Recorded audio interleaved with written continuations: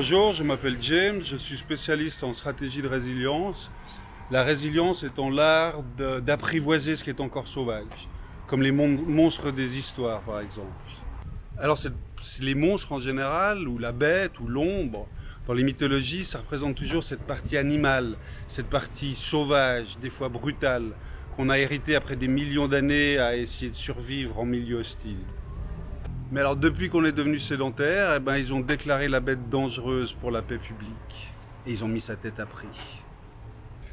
Et à partir de cette époque, ils ont pourchassé cette bête sous toutes ses formes.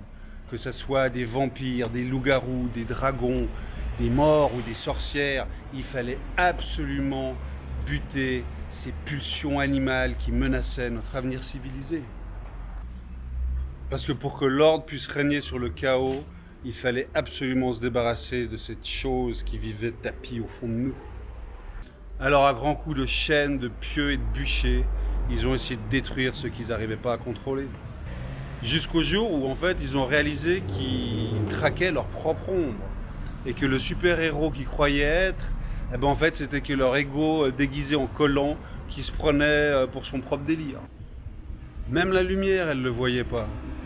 Je veux dire, elle lui passait à travers. Alors que quand elle arrivait sur le corps de la bête, elle le voyait, et elle le réchauffait, elle le célébrait, elle le flattait. Je veux dire, la lumière, elle l'aimait, la bête. Elle lui dessinait même une ombre. Je veux dire, sympa. Alors que lui, il voulait la brûler. Il voulait détruire à jamais ce corps et toutes ces pulsions qu'il n'arrivait pas à apprivoiser.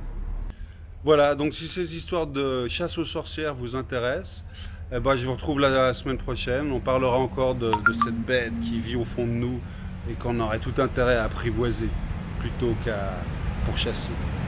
Merci, à bientôt.